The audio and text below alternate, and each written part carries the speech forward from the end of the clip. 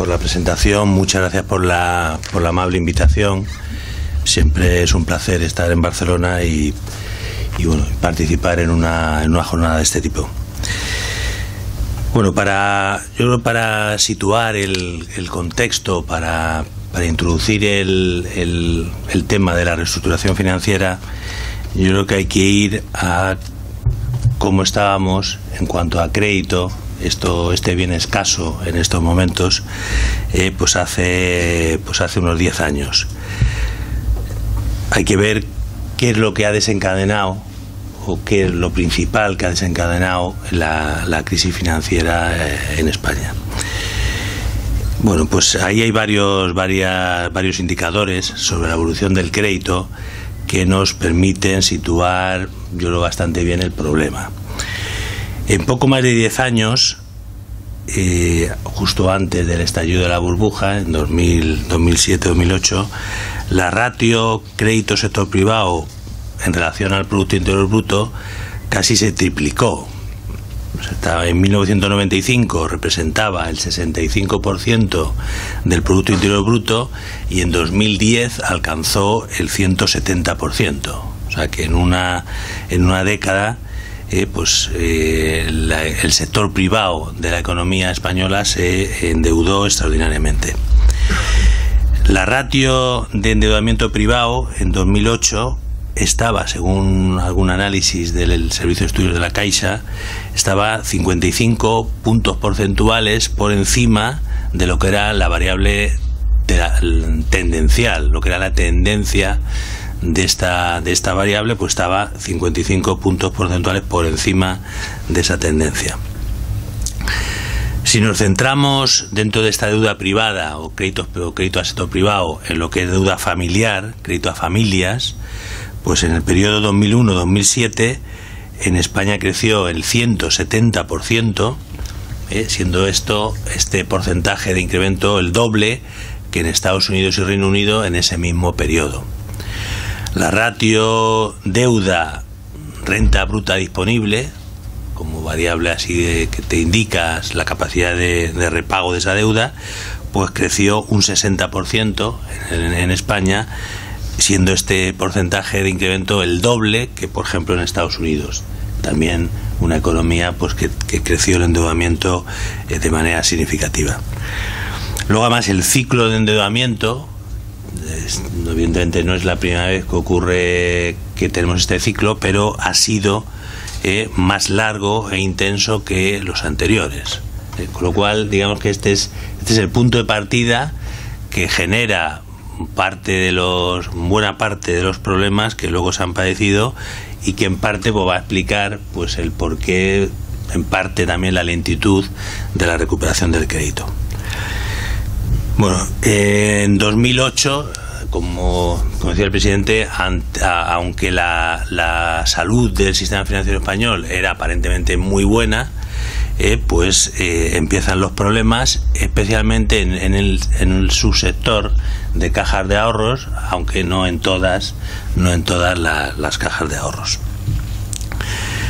El diagnóstico en un primer momento fue claramente equivocado. O sea, se pensó pues que el problema era un problema de liquidez más que de solvencia y que pues se podía superar la situación pues a través de apoyos a esta liquidez, pues prestando avales del Tesoro a emisiones de las entidades financieras, comprando activos financieros por parte del Tesoro que emitían estas entidades financieras.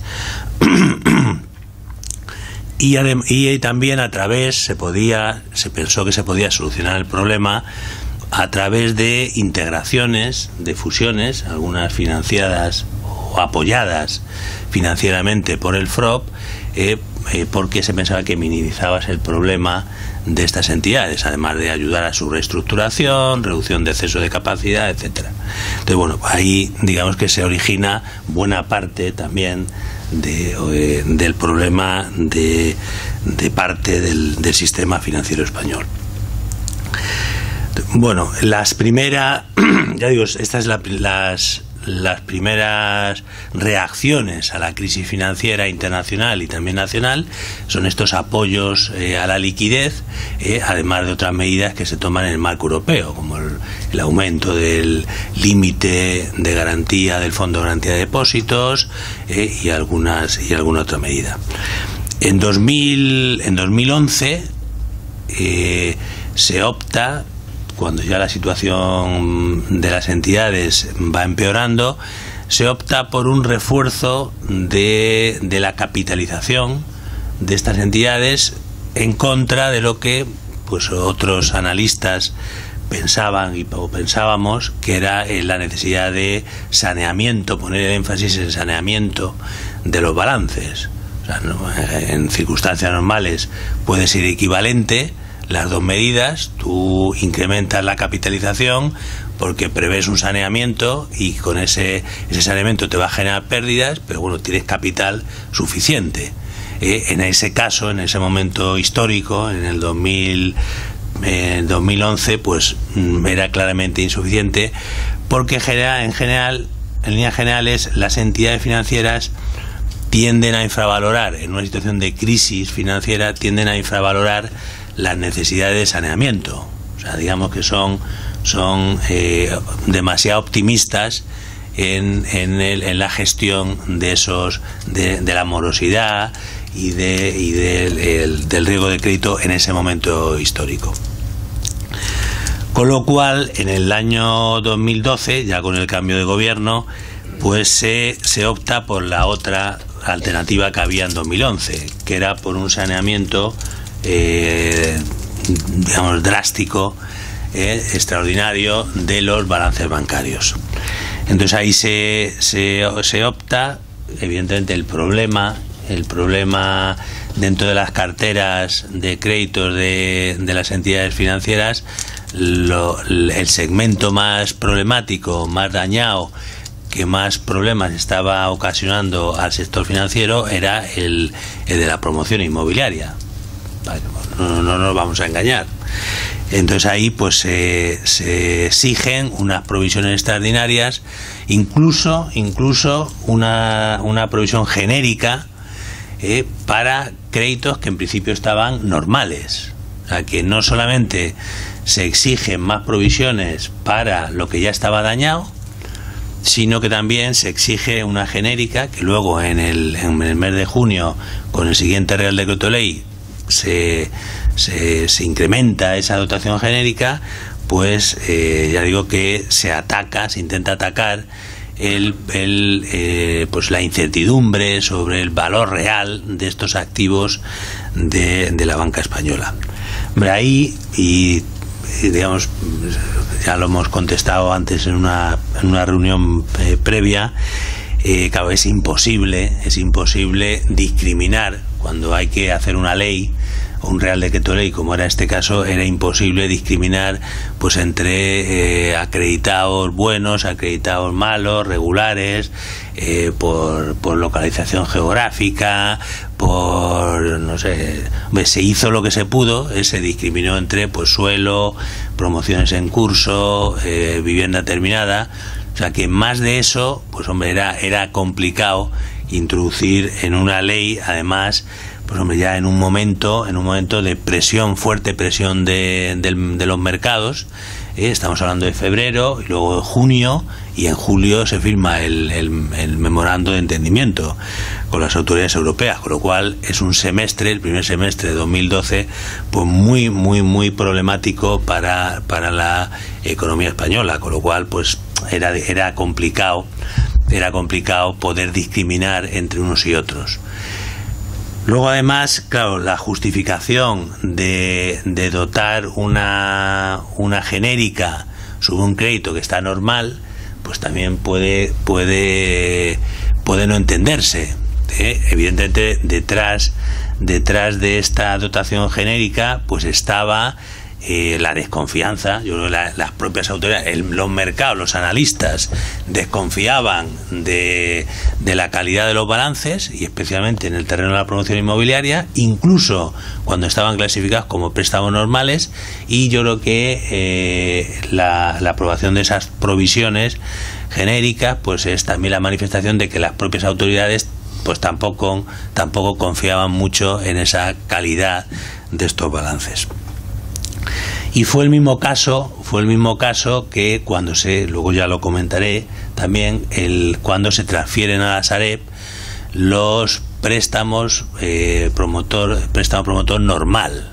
O sea, que hubo una discusión en el momento de diseño de la Sareb de si se traspasaba solo lo que era problemático a una fecha concreta, 31 de diciembre de 2011, o se traspasaba o junio de 2012, la fecha que hubiera sido, o se traspasaba todo el riesgo promotor de las entidades con ayudas. Entonces se decidió claramente, yo creo que con ninguna oposición, se decidió traspasar todo el crédito promotor, estuviera en la situación que estuviera, porque pues, en la probabilidad de impago que había calculado Oliver Wyman en el stress test hasta el año 2014, o sea, en el periodo 2012-2014, esa probabilidad de impago era muy elevada, estaba en torno al 80%. O sea, que lo que estaba previendo era que pues, un 80% aproximadamente del préstamo promotor, que estaba como normal, en los siguientes 2 años se iban a convertir en problemático, en dudoso, en dañado. Con lo cual, pues eso justifica un poco, he hecho ahí un ligero inciso, de por qué se aprobaron los reales decretos leyes, los Guindos 1 y Guindos 2, como ha comentado, el año pasado. Luego, estas medidas de reestructuración pues fueron insuficientes, o incompletas, porque esta situación se inserta en una crisis mayor, una crisis de mayor magnitud, que era la crisis europea, la crisis del euro, la crisis de credibilidad de la unión monetaria tal como se había configurado pues en el año 2000. Entonces, en este contexto no teníamos lo que generalmente pues un país que no está en una unión monetaria pues tiene, que es un banco central y propio, o un banco y un tesoro público, con mucha más capacidad de maniobra. O sea, al no existir eso, pues no fue inevitable la firma del memorando de entendimiento con las autoridades europeas, estableciendo este colchón de seguridad, este backstop de unos 100.000 millones de euros, como garantía de que la reestructuración del sector iba a poder ser financiada, cosa que hasta ese momento, pues en el fondo yo creo que eran decisiones acertadas, decisiones que todo el mercado, los analistas consideraron adecuadas, pero faltaba lo fundamental, que era cómo se iba a financiar esa reestructuración, cómo se iba a recapitalizar los bancos que pues no iban a poder solucionar por sí mismos sus problemas.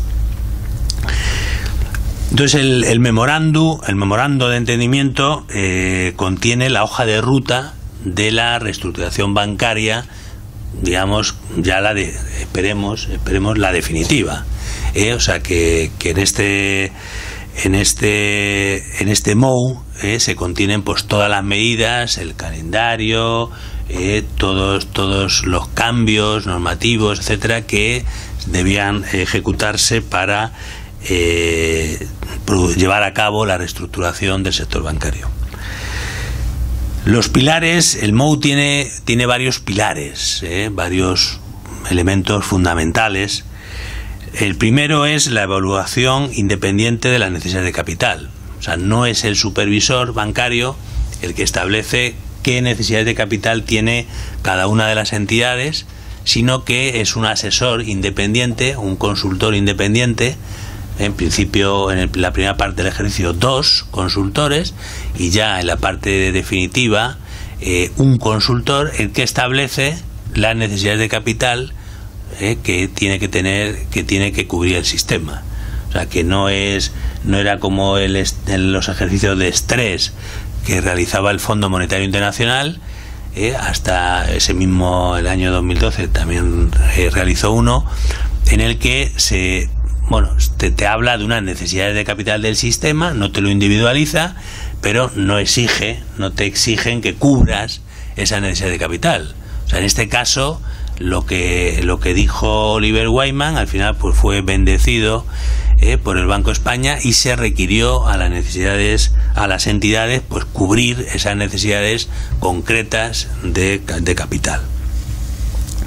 Luego y otros puntos pues han sido tomados, por ejemplo, por la Comisión Europea, como también la hoja de ruta para cualquier reestructuración bancaria, cualquier operación que requiera una ayuda de Estado al sector bancario en Europa. Pues este es un elemento.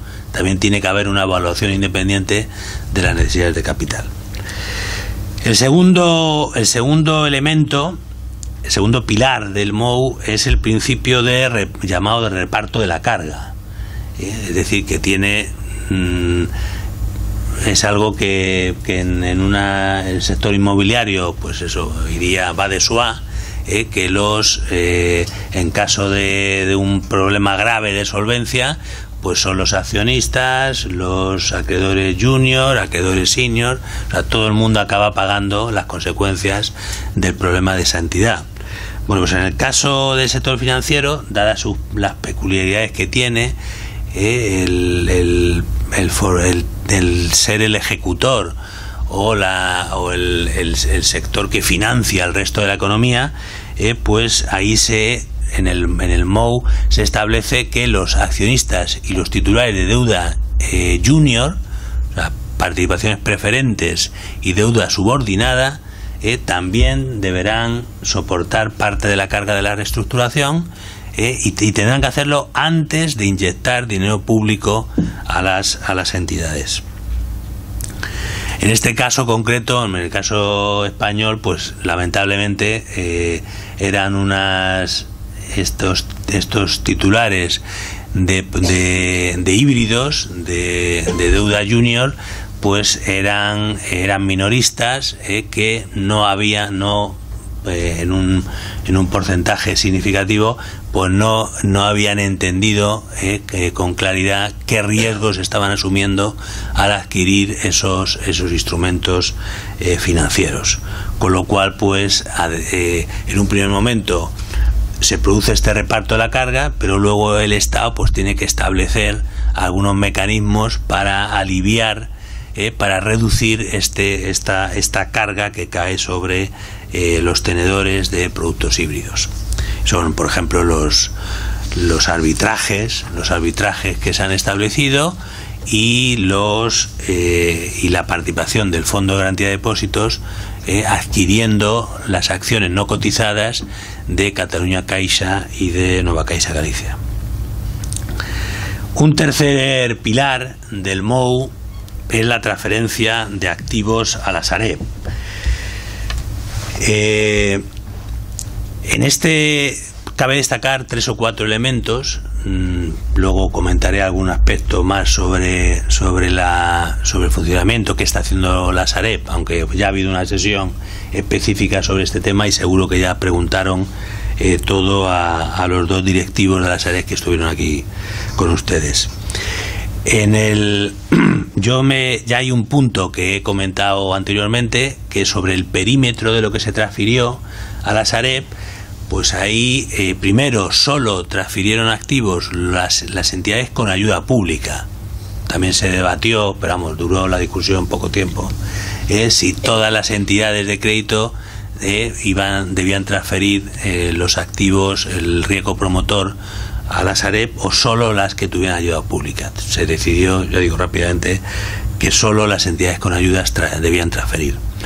Y luego el préstamo promotor, dañado y normal, también se decidió también rápidamente. Luego la Sareb se constituyó, y yo creo que eso, hombre, te ayuda a comprender pues también parte de las decisiones que está tomando. Se configuró como una entidad mayoritariamente privada. El 55% del capital de la Sareb está en manos privadas y el 45% en manos del FROB. Y luego un tercer elemento, yo creo que muy importante, que también te ayuda a entender el comportamiento actual y futuro de Sareb en el mercado inmobiliario y en el mercado financiero, es que los precios de transferencia que se aprobaron pues eran significativamente bajos o reducidos. Aquí sí que hubo mucha más discusión con autoridades nacionales e internacionales, porque claro, un precio significativamente bajo lo que suponía eran pérdidas para las entidades que estaban transfiriendo los activos, y pérdidas que en muchos casos pues había que cubrir con fondos públicos.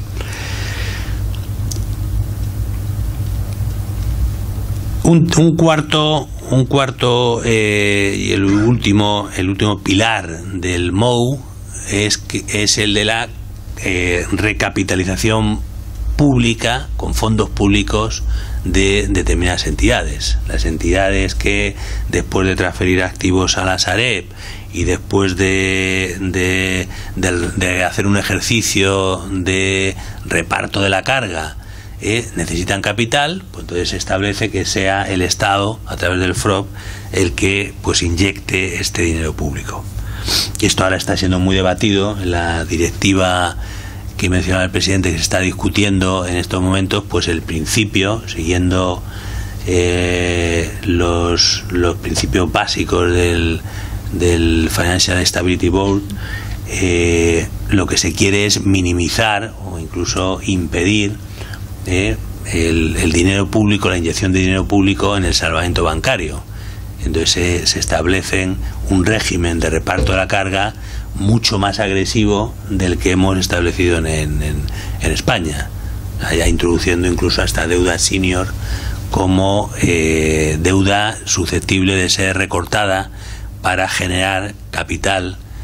Ahora, la semana pasada en el Reino Unido, en la crisis de un banco no muy grande, el Coop Bank, pues se hizo un ejercicio de este tipo en el que se convirtió deuda senior en manos de inversores institucionales, se convirtió en capital, con lo cual digamos que la tendencia, digamos un poco tarde, ¿no? Claro, ya no en 2008 sino ahora, es a ir a la siguiente crisis bancaria, pues a intentar que no haya que inyectar dinero público. Entonces, la recapitalización pública de determinadas entidades les somete a una serie de requisitos. Algunos de ellos se han comentado en la introducción. Son las medidas de condicionalidad específica que tienen que soportar las entidades que han recibido esta ayuda pública. Bueno, entre estas medidas cabe destacar, en primer lugar, tienen restringidas o incluso prohibidas determinadas actividades crediticias, incluso en lo que se llama la zona o el negocio core. Hay una parte del negocio que lo denominan básico, core, que puede permanecer en el tiempo, y luego una parte non-core o legacy, que es a extinguir. Bueno, pues incluso en la zona o en el negocio core de la entidad tienen prohibido la financiación a la promoción inmobiliaria. Entonces esto, bueno, pues es un castigo que establece la Comisión Europea, porque considera que buena parte de los problemas bancarios del país pues se originaron en la financiación excesiva de la promoción inmobiliaria. Entonces ahora establece para que no repitan estas entidades que han necesitado ayuda pública, que no repitan lo ocurrido, pues establece una prohibición para préstamo promotor y préstamos corporativos, es decir, a grandes empresas. O sea, que estas entidades no pueden, en principio, hombre, sí podrían refinanciar o financiar algo que ya esté parcialmente financiado. Y como fórmula para preservar el valor de lo que ya has invertido en esa entidad, pues tengas que financiar algo adicionalmente o refinanciar una deuda. Pero no podrían dar un préstamo nuevo. O sea, alguien que se acerque con un proyecto magnífico, que ya, vamos, lo tiene todo vendido, pues no podrían estas entidades con ayuda pública. Aquí, hombre, en Cataluña está Catalunya Bank o Catalunya Caixa, no podría realizar esa financiación. En la parte non-core de estas entidades, generalmente, en el caso, por ejemplo, de Catalunya Caixa, todo el negocio fuera de Cataluña, pues tienen limitaciones estrictas para también conceder nuevo crédito, que es pues financiación adicional no comprometida, préstamos con valor superior al de la garantía real, refinanciaciones. O sea, ahí hay unas limitaciones bastante estrictas para la actividad crediticia en cualquier actividad, no ya la promoción inmobiliaria, sino en cualquier actividad. Tienen, ya digo, bastantes limitaciones. Luego también tienen objetivos de reducción de la ratio préstamos-depósitos. Esta ratio se incrementó extraordinariamente también antes del estallido de la burbuja, lo que hacía que estas entidades necesitaran mucha financiación en los mercados.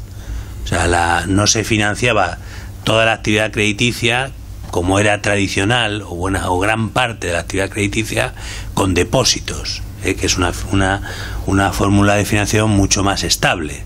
Entonces, la consecuencia que tuvo pues este crecimiento de la ratio préstamos-depósitos es que eran muy dependientes, hizo a estas entidades muy dependientes de los mercados mayoristas en los que tenían que emitir.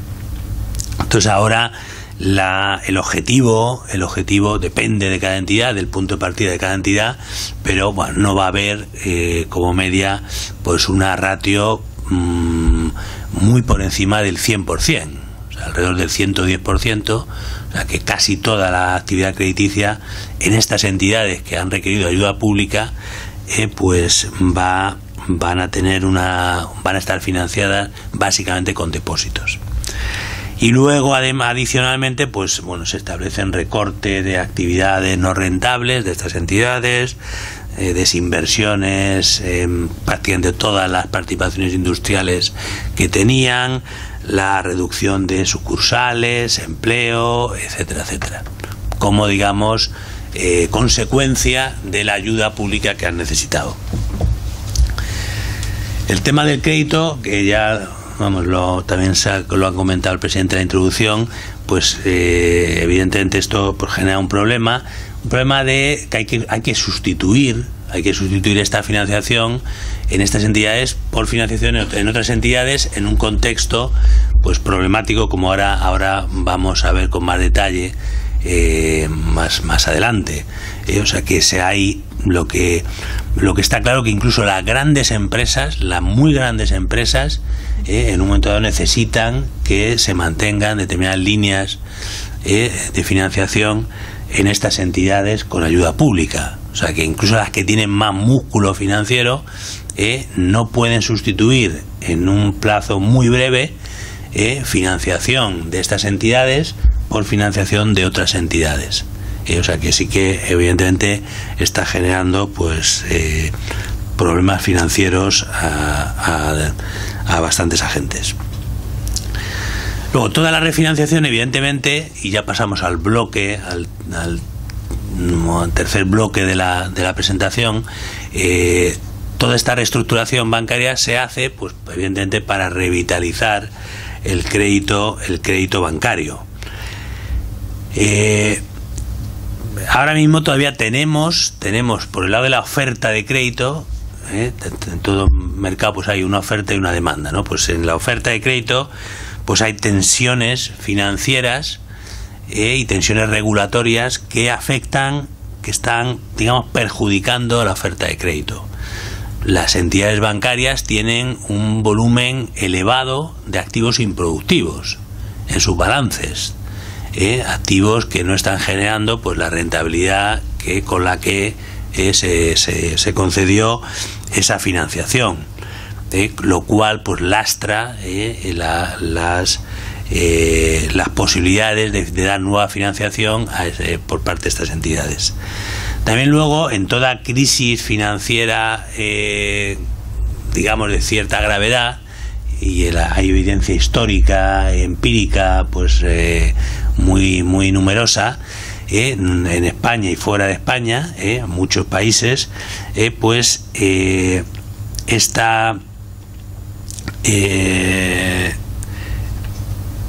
digamos, la evidencia muestra que en estas crisis financieras hay lo que llaman una fuga a la calidad. Lo que hacen los bancos, que están soportando pues problemas de liquidez y solvencia, es invertir en activos que sean rentables y sobre todo seguros. Y esa es una forma en la que, bueno, en todas las crisis pues se ha fortalecido, se ha restablecido poco a poco la fortaleza del patrimonial de la banca en estos países.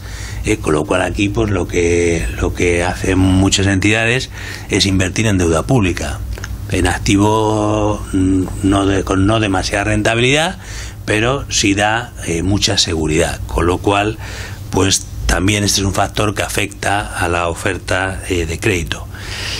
Las medidas regulatorias pues bueno, son consecuencia de las medidas que se han adoptado, pues, impulsadas por el G20 en el plano internacional. O sea, el Basilea III es un acuerdo de los principales países y áreas geográficas del mundo para exigir pues más y mejor capital a las entidades, más liquidez y menos apalancamiento, menos endeudamiento de estas entidades, lo cual, bueno, pues está generando una situación que pues tienen que gestionar poco a poco, tienen que aprender a gestionar las entidades.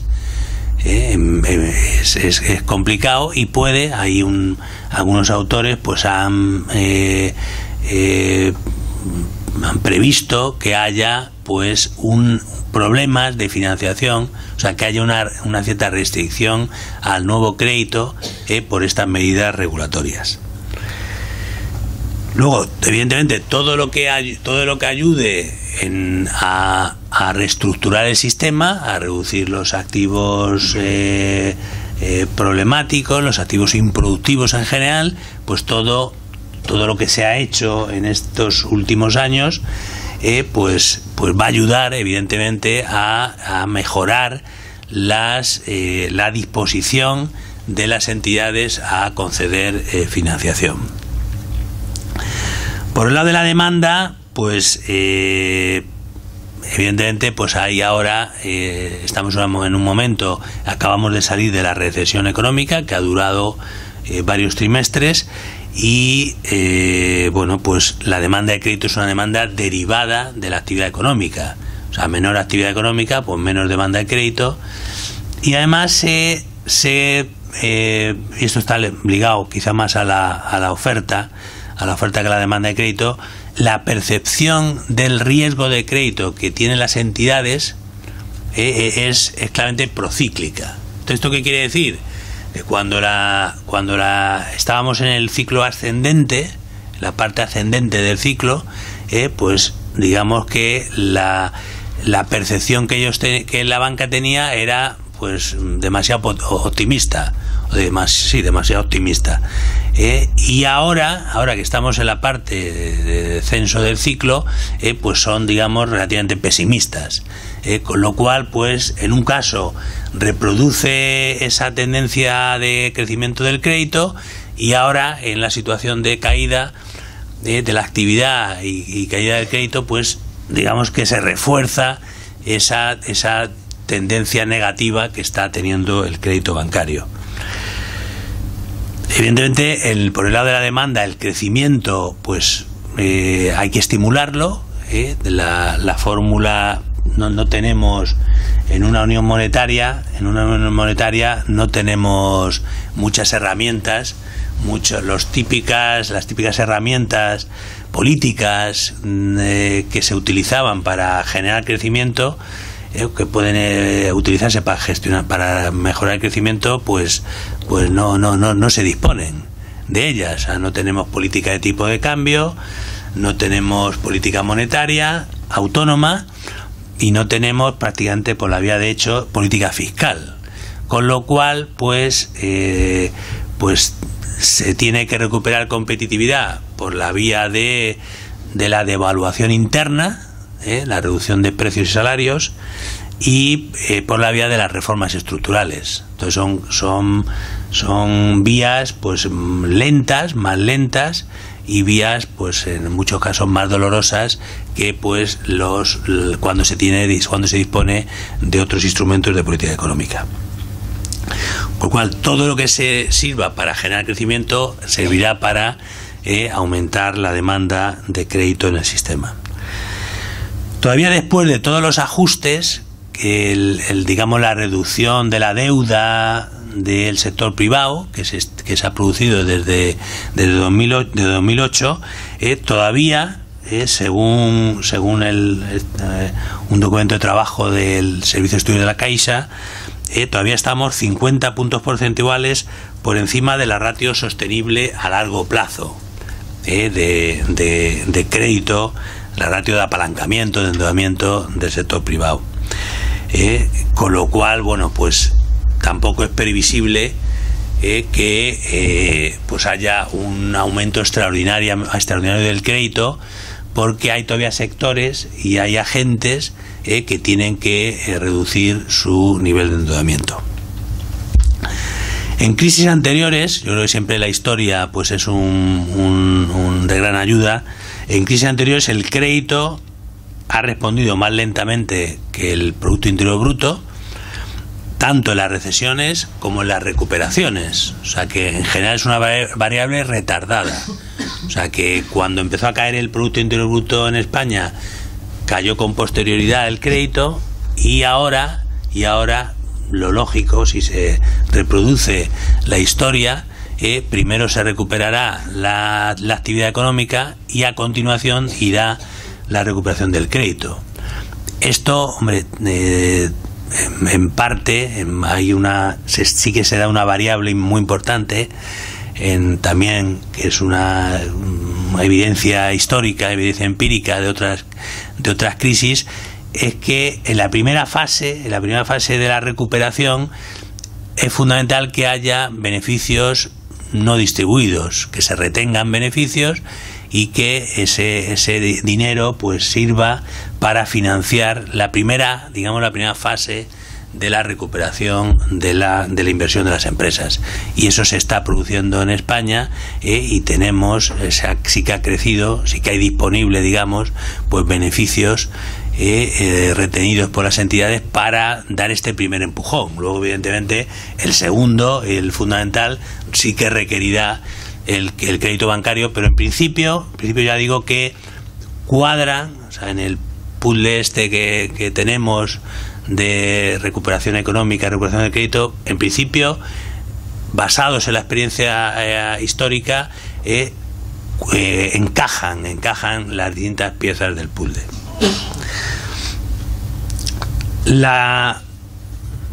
Un cuarto bloque que quería hacer así algún comentario es sobre la evolución del mercado inmobiliario, dado el foro en el que nos encontramos.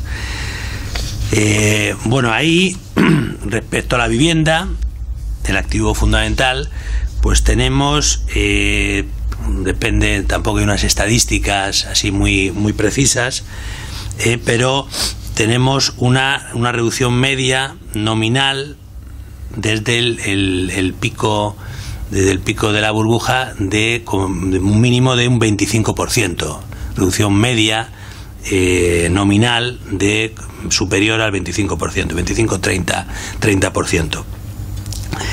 El ajuste de la actividad es mucho mayor. Antes me comentaban las viviendas iniciadas en Cataluña, y claro, están pues será un 2 o un 3% de las iniciadas en el 2006. Con lo cual, hombre, en otras zonas pues el ajuste ha sido menor, pero en general pues el ajuste, digamos, de producción es muy drástico, mucho más drástico que incluso el ajuste en precios. Luego, por el lado de la demanda, pues tenemos varios factores que son negativos, que bueno, es el envejecimiento progresivo de la población, el cambio de tendencia en movimientos migratorios que hemos tenido en estos últimos años, y la recesión económica. O sea que estos son factores que debilitan, digamos, la demanda efectiva de vivienda.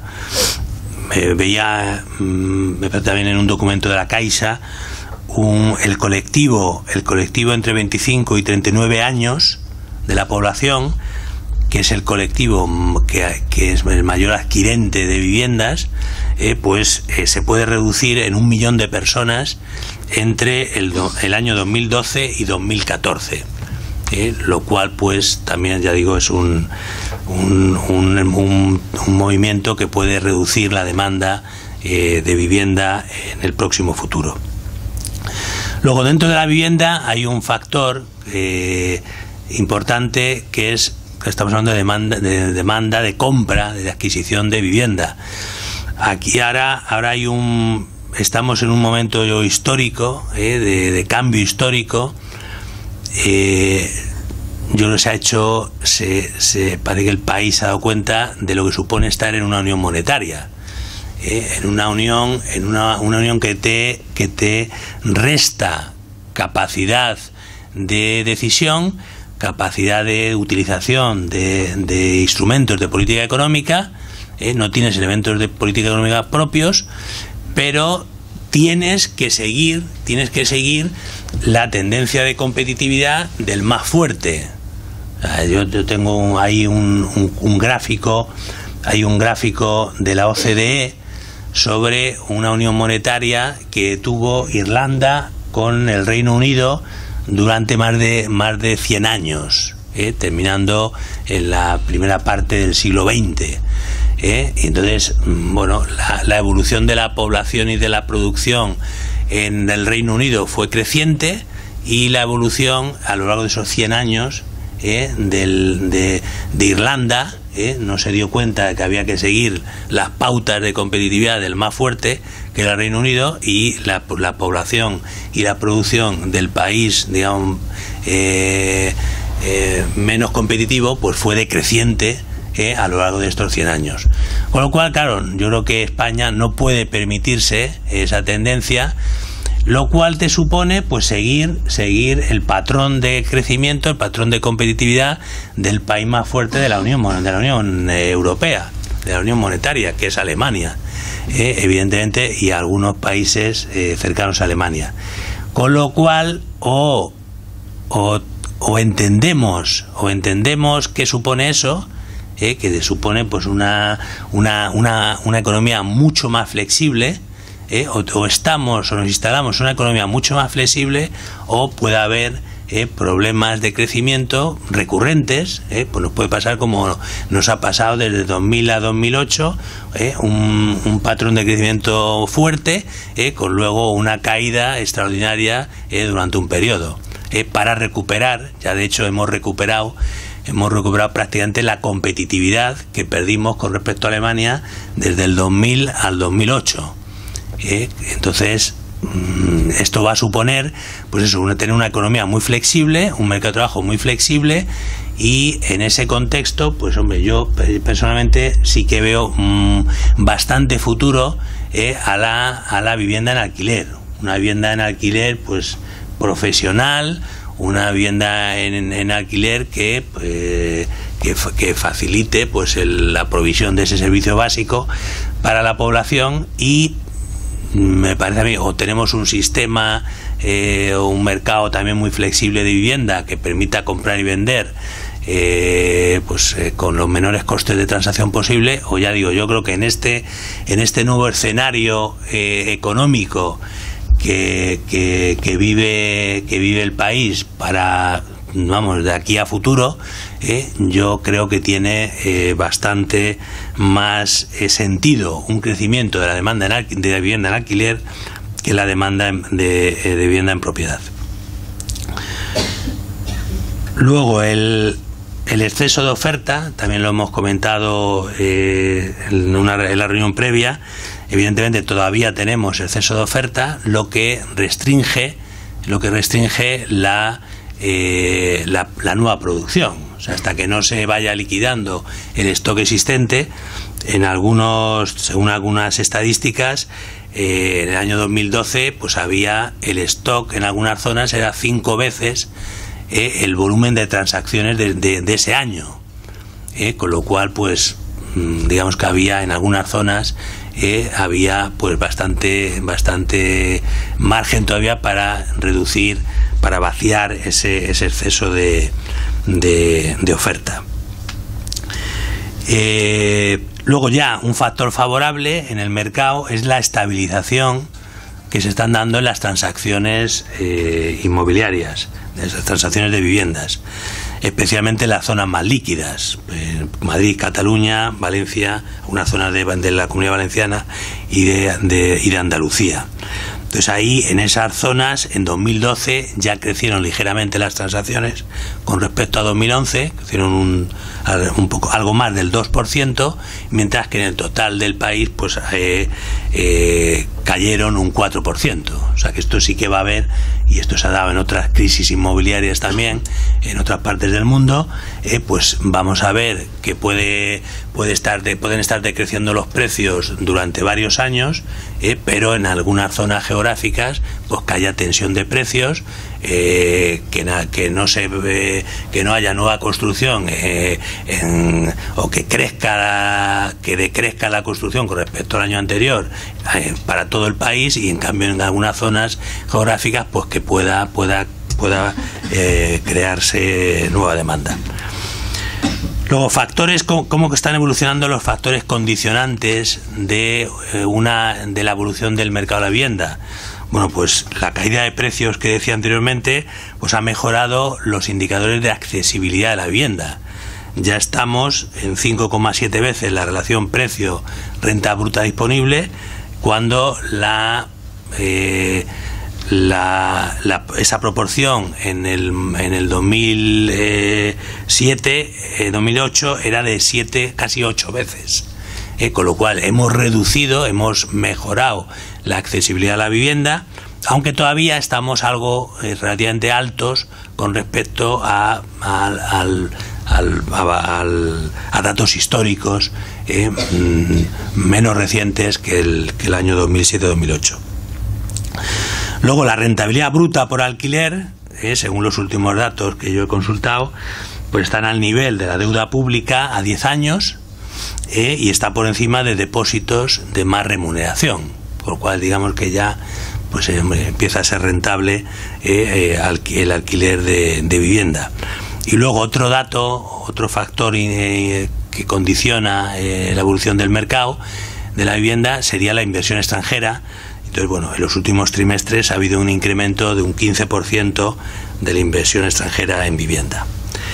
Con respecto al suelo, pues bueno, más que la caída de precios, lo más relevante es la caída de las transacciones. O sea, hay en muchas zonas geográficas porque no hay transacciones prácticamente, y en otras pues se han reducido drásticamente. Aquí pues los expertos auguran pues una recuperación lenta, con mejores perspectivas para el segmento más líquido de este producto. En mercado no residencial, pues ahí tenemos, ahí Madrid y Barcelona son las ciudades que concentran pues una gran proporción de los edificios de oficinas, y ya ahora la rentabilidad actual que que se está dando, 6-7%, resulta atractiva y está pues ligeramente por encima de las principales ciudades europeas. En Madrid, pues las operaciones firmadas durante el primer semestre de 2013 pues han aumentado, y la tasa de disponibilidad de oficinas, aunque todavía es elevada, está en torno al 14%, pues digamos que va mejorando, aunque pues esa disponibilidad todavía elevada pues ha generado un descenso de rentas medias y el incremento de las renegociaciones a la baja de los alquileres. En Barcelona pues se sigue una tendencia parecida.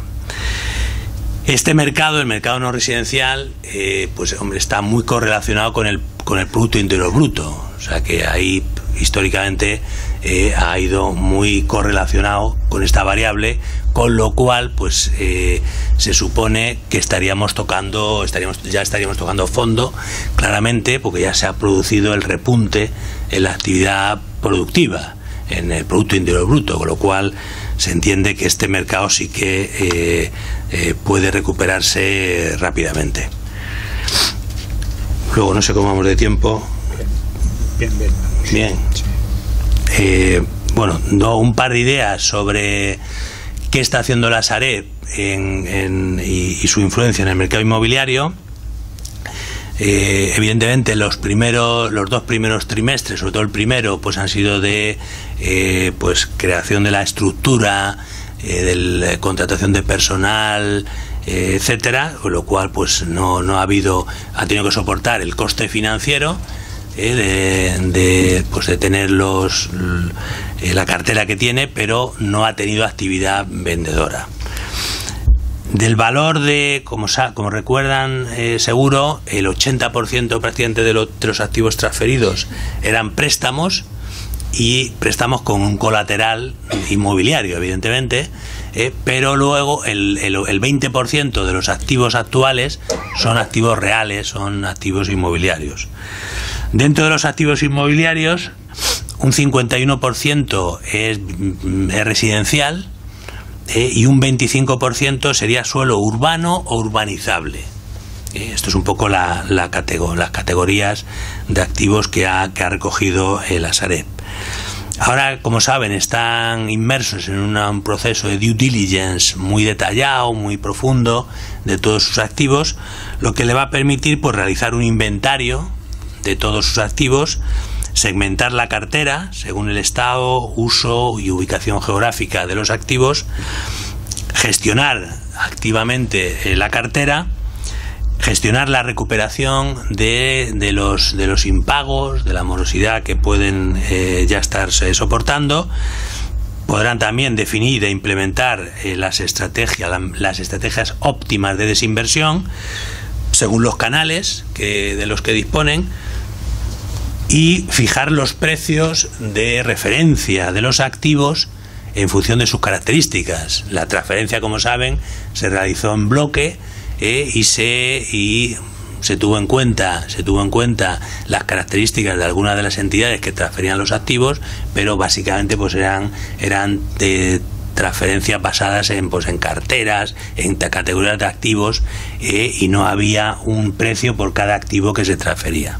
Y esto ahora lo podrá tener la Sareb cuando finalice la due diligence que está realizando. También está desarrollando los canales de comercialización.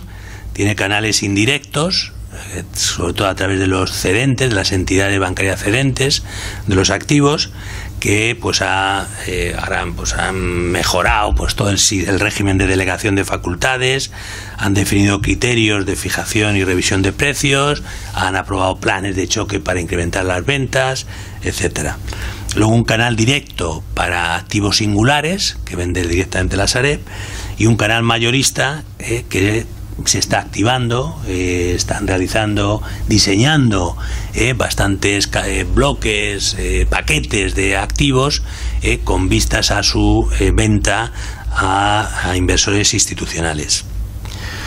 Y luego también como También un elemento importante, quizá todavía poco activo, pero que será relevante en el futuro, pues han firmado acuerdos de financiación de la compra de sus activos, pues prácticamente con todos los bancos del grupo, del llamado Grupo Cero, del grupo que no requirió ayuda pública. Bueno, ya concluyo y resumo lo comentado. El exceso de crédito al sector inmobiliario ha generado una crisis financiera sistémica grave en España, aunque un 30% de las entidades, solo ha afectado a un 30% de las entidades. El resto, afortunadamente, pues han podido resolver estos problemas por sus propios medios. La reestructuración financiera ha supuesto un incremento extraordinario de provisiones, la transferencia de activos problemáticos a la Sareb, pérdidas cuantiosas para accionistas y titulares de deudas junior de estas entidades, una reducción drástica de la capacidad instalada del sector financiero y una inyección cuantiosa significativa de fondos públicos en estas entidades. La economía real ha sufrido la crisis más grave que hemos tenido en varias décadas, derivada de una pérdida significativa de competitividad y un exceso de endeudamiento privado, y luego también exceso de endeudamiento público. Algunos factores estructurales, por ejemplo la rigidez en el funcionamiento del mercado de trabajo, pues han intensificado los efectos negativos de la crisis.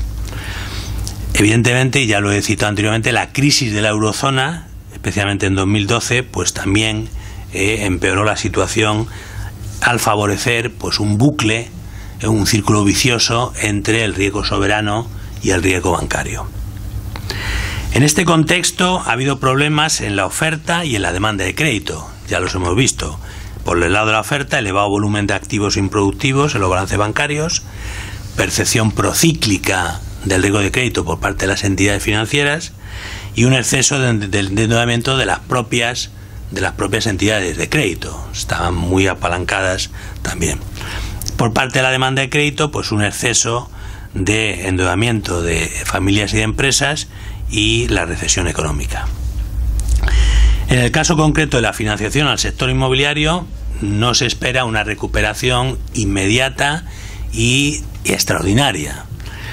Las entidades más saneadas están digiriendo la herencia de la burbuja poco a poco y están liquidando los activos que resultado de ese estallido de la burbuja, y las entidades en reestructuración o resolución no pueden, como hemos dicho anteriormente, financiar la promoción inmobiliaria.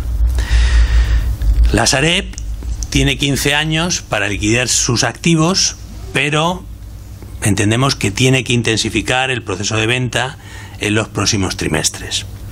Lo ideal sería haber liquidado al menos un 50% de su cartera durante los primeros 5 años de su vida. Las ventas inmobiliarias están creciendo mucho por parte de la Sareb. En el segundo trimestre del año se ha incrementado un 75% con respecto al primer trimestre, y en el tercer trimestre también está produciéndose un crecimiento de una magnitud parecida. En estas ventas, además, se está generando un margen positivo, con lo que supone que no está utilizando pues precios de derribo en estas transacciones. Y bueno, daría por finalizada la intervención y quedo a todas sus preguntas, a intentar responder siempre que se pueda. Muchas gracias.